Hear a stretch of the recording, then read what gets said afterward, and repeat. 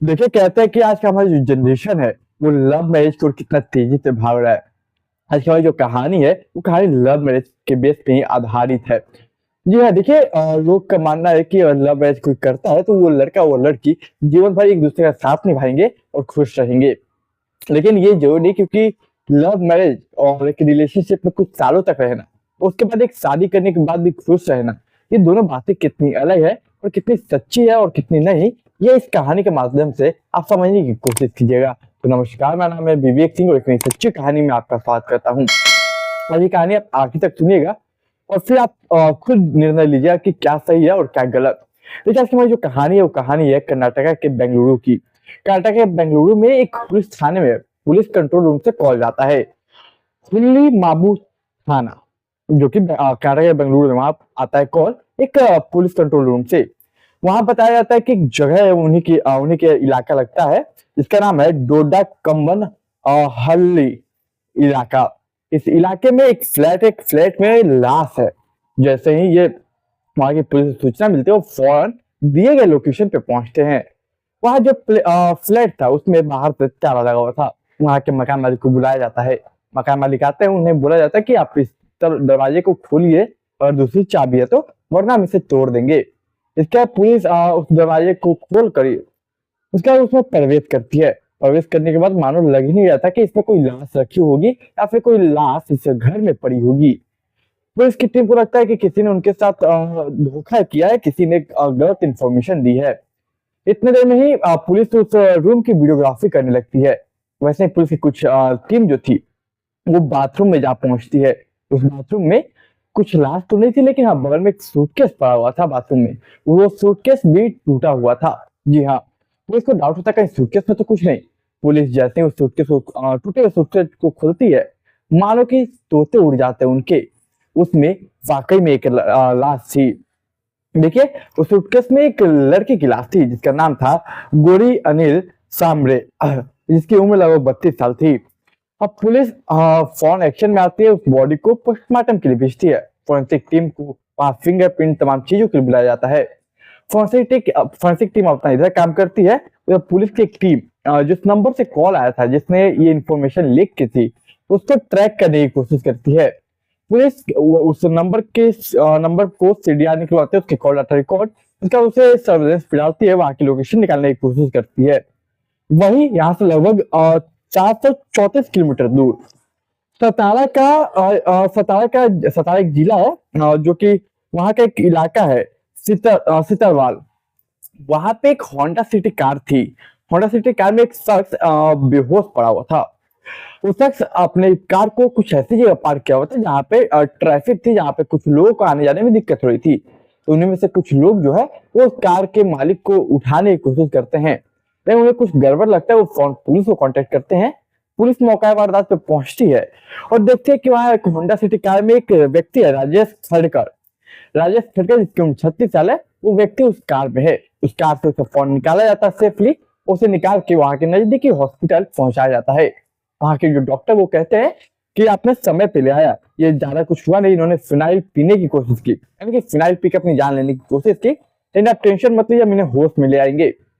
Doctor इधर जोर शोर से लगे हुए थे। उधर जब दूसरी एक लड़की है जो कि 772 किलोमीटर दूर कर्नाटक के बेंगलुरु में जो लाश मिली, वो लड़की महाराष्ट्र की रहने वाली थी। तो देखो, उसके पोस्टमार्टम में जो बातें समझ में आई वो ये थी, रिपोर्ट में ये आया कि जो लड़के उसके 2 बार चाकू से गला प्रहार किया गया और 1 बार चाकू से पेट में घोंपा गया। फिर भी इस लड़की की जान नहीं गई थी। उस लड़की की जान सूटकेस में डालने के बाद गई। दरअसल सूटकेस में डालने के कई घंटे बाद भी वो लड़की जिंदा थी। और लड़की को कुछ घंटे बाद भी लाया जाता तो उस लड़की की जान बचाई जा सकती थी, लेकिन अफसोस की लड़की की जान उस सूटकेस में रहने की वजह से चली गई।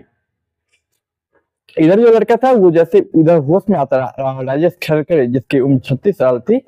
जब पुलिस पूछे, बताओ कि क्या हुआ, तुम बीच में पार्किंग में क्यों गाड़ी खड़ा किए थे, पार्किंग में बीच रोड पे क्यों खड़ा किए थे, और तुमने फिनाइल क्यों पी थी। फिर वो कहानी शुरू से शुरू सुनाता है और ये गौरी और राजेश खड़कर की कहानी मिक्स हो जाती है।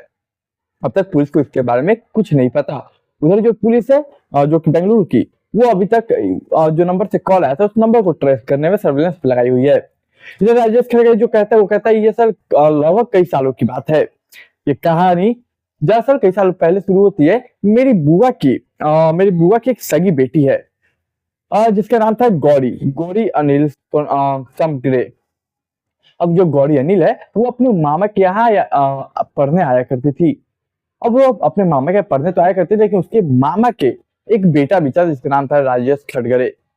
अब राजेश खड़गरे और गौरी अनिल दोनों एक दूसरे के भाई बहन रिश्ते से रखते थे, लेकिन दोनों को एक दूसरे के साथ रहना, एक दूसरे के साथ बातें करना, एक दूसरे के साथ चीजें शेयर करना बहुत अच्छा लगता।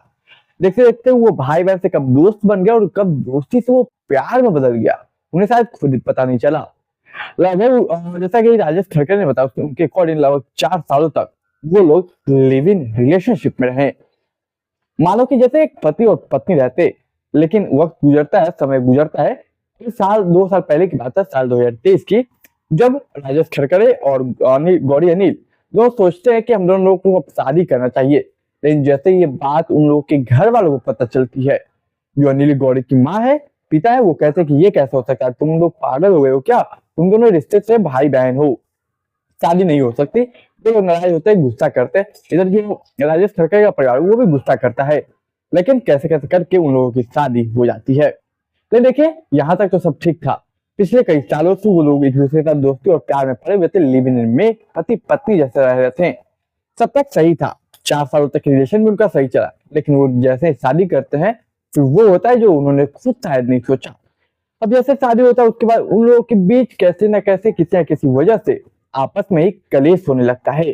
जी हाँ, कभी जो राजेश खड़गरे के माता पिता उनके उनको लेकर कलेश होने लगता है, घर पे हमेशा होने लगता। ये एक दो बार की बात नहीं है, कई बार होता। अब बात करता हूँ, ये होता क्या है कि लगभग जनवरी साल 2025 की बात है, एंड के लगभग एक दिन कलेश इतना बढ़ जाता है कि लास्ट में वो लोग निर्णय लेते हैं कि अब हमें यहाँ से जाना चाहिए। तो जनवरी साल 2023 में ही वो लोग एक जॉब भी खोज रहे थे। दरअसल मैं बता दूं कि जो गौरी अनिल है, उसने मास मीडिया कम्युनिकेशन किया है, ग्रेजुएशन मतलब मास मीडिया कम्युनिकेशन से किया है। वो भी अपने लिए जॉब खोजते, राजेश खड़करे था, वो भी अपने लिए जॉब खोजा था। तो लोग सोचते कि क्यों ना हम राजेश खड़करे बोलता है क्यों ना हम बेंगलुरु चले, यहाँ से हट के बेंगलुरु चले, वहां पे कुछ जॉब मिलेगा, वहां पे काम करेंगे, परिवार से दूर रहेंगे, जिससे कलेश कम होगा, लड़ाई कम होगी हम लोगों के बीच। वो एक जनवरी के महीने में लगभग जनवरी के महीने के अंतिम में वो यहाँ से निकल जाता है और बेंगलुरु पहुंचते हैं। बेंगलुरु पहुंचने के बाद वो लोग अपना अपना काम पे लग जाते हैं, वर्क फ्रॉम होम से करने की कोशिश करते हैं। लेकिन जो कलेश था, जो लड़ाई झगड़े थे, वो आए दिन बढ़ते रहते हैं। इन लोगों के बीच आए दिन लड़ाइयाँ होती, कोई छोटी बात हो या फिर बड़ी बात हो, लड़ाइयाँ रुकने के नाम ही नहीं लेती। सोचिए इन लोगों की लड़ाइयाँ इतनी बढ़ जाती है कि तारीख आती है 26 मार्च साल 2025, यानी कि अभी कुछ दिन पहले की बात है। 26 मार्च साल 2025 को घर पे चावल, एक सब्जी और तमाम चीजें बनी हुई थी। जैसे ये दोनों रात का खाना खाते हैं, इन दोनों के बीच फिर बहस स्टार्ट हो जाती है। इस बार बहस होता स्टार्ट होते जो लड़का था राजेश खड़गरे, वो एक थाप अपनी पत्नी अपनी पत्नी पे एक हाथ उठा देता है। अब ये बात उसके पत्नी जो गौरी अनिल थी, वो उसे भी गुस्सा आता है। वो किचन जाते एक चाकू लेकर उसे फेंक के मारती है। हालांकि जो राजेश है, राजेश भी चोटिल होता है, राकेश माफी है राकेश, राकेश भी चोटिल होता है। लेकिन चोटिल होता है लेकिन उतना चोट नहीं आता उसे। क्या उसे भी गुस्सा आता है, वो चाकू लेकर उसके पेट पे जाके भोग देता है, यानी कि अपनी पत्नी के। तो पेट पे भोगने के बाद 2 बार गला पे हमला करता और उसका उसे सूटकेस में पैक कर देता। पैक करने के बाद वो बाथरूम में ले जाता, उठाने के बाद जब वो जैसे उठाता, जो हैंडल होता है वो टूट जाता है। अब वो समझ में आ चुका था कि अब वो यहाँ से इस लाश को कहीं और नहीं ले जा सकता, इसीलिए वो उठाता है। उठाने के बाद बाथरूम में ही छोड़ देता है। बाथरूम में जाता है, बैठता है, कुछ बातें करता है कि अगर तुम लड़ाई ना करती तो ऐसा ना होता, हम लोग के बीच कितना प्यार था जब तक हम लोग शादी नहीं किए थे, कितना प्यार था। ये शादी के बाद तुमने हमेशा कुछ ना कुछ ऐसा किया जिससे हमारे बीच लड़ाइयाँ हुई, कलेश बढ़ा। वक्त गुजरता है लेकिन फिर भी ये चीजें थमने के नाम नहीं लेती। ये सब तमाम बातें करके वो वहां से निकल जाता है और निकलने के बाद कुछ दूर जब निकल जाता है, तब जाके वो अपने ही फोन से गौरी के माता पिता अपने माता पिता को ये सूचना देता है कि जाइए यहाँ पे फलाना जगह पे आपकी बेटी, आपकी बहू की लाश पड़ी हुई है, अब जाके उसका अंतिम संस्कार अच्छे से कर दीजिएगा। हो सकता है मैं इस दुनिया में रहूं या ना रहूं, तो आप इसका अंतिम संस्कार कर दीजिए वरना ये बॉडी सड़ जाएगी। वो एक मेडिकल स्टोर पे जाके फौरन से एक फिनाइल की बोतल लेता है, ये बोलने के लिए घर पे कीड़े मकोड़े कपड़े जो है उसे मारना है, बहुत बढ़ गए हैं। फिनाइल की बोतल वो खुद पीता है और गाड़ी जहाँ एरिया में था, वो एरिया जो भीड़ भाड़ वाला इलाका था, इस वजह से वो इतना जल्दी पकड़ा जाता है कि लोग मदद के तौर पर उसे पुलिस को बुलाते हैं। फिर पुलिस हॉस्पिटल ले जाती है, होश में आते ही ये अपना पूरा कहानी बयां करता है। फिर यहाँ की पुलिस वहां की पुलिस को कांटेक्ट करती है और फिर दोनों मिलकर ये केस सॉल्व होता है।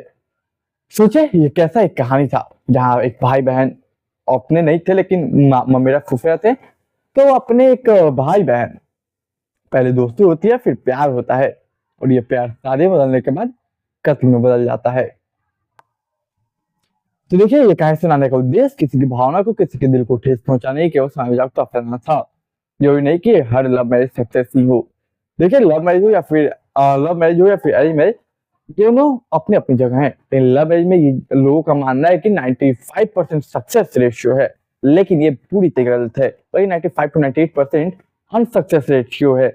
लव मैरिज होने के बाद जब एक लड़का एक लड़की शादी के बंधन में बन जाते हैं, तो उनके बीच लड़ाइयाँ और तमाम तरह की परेशानियां सामने आती है, जो कि वो सामना करने के लिए तत्पर नहीं होते हैं, वो हैंडल करने के हालात में नहीं होते हैं।